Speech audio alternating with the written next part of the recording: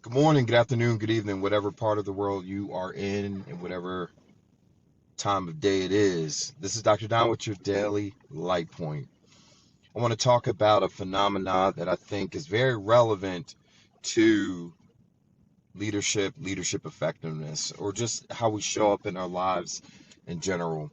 There's a phenomena called spontaneous trait transference. Spontaneous trait transference.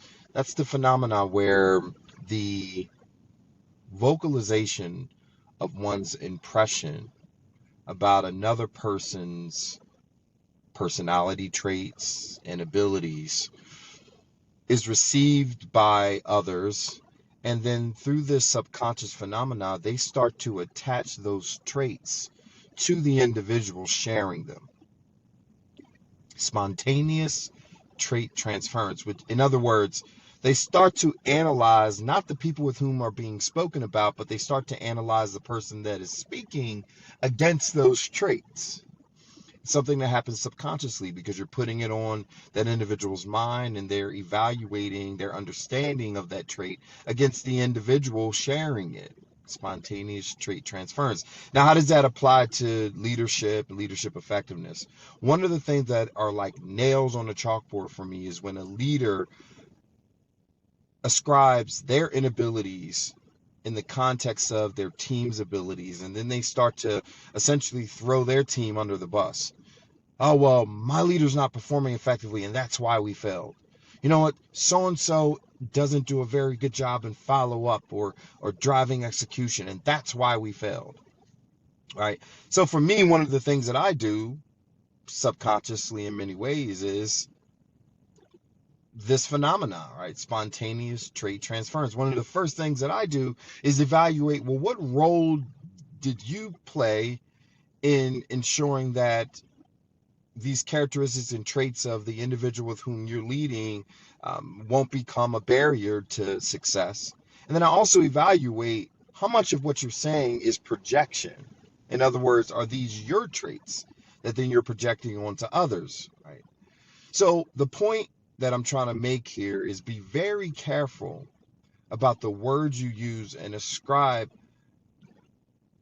in explanation of another person's traits without first doing some self-examination and deciding on what words do I want to use to speak truth, but also foster positive outlook, positive mindset, and positive action around those things.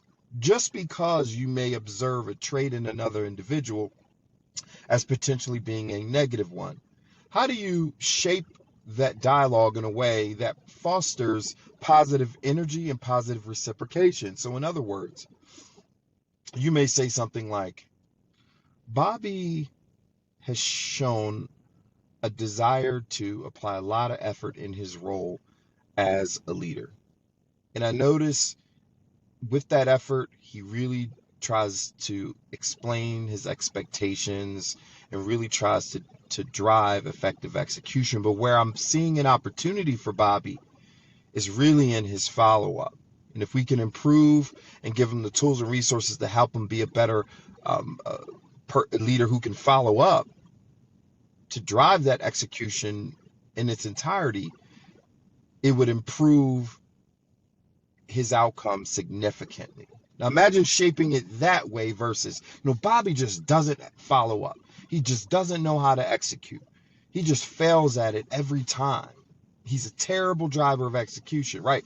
That negative disposition or predisposition perpetuates a negative outlook, a negative mindset, even on the individual sharing it. So be careful about the words you use and how you project them to others. Because oftentimes through spontaneous trait transference, you become the source of consideration around those negative traits. With that being said, thank you for tuning in to our daily light point. I have many more thoughts around this power of the words we use. So let's get after it. Thanks again. Real leaders, real talk, real time.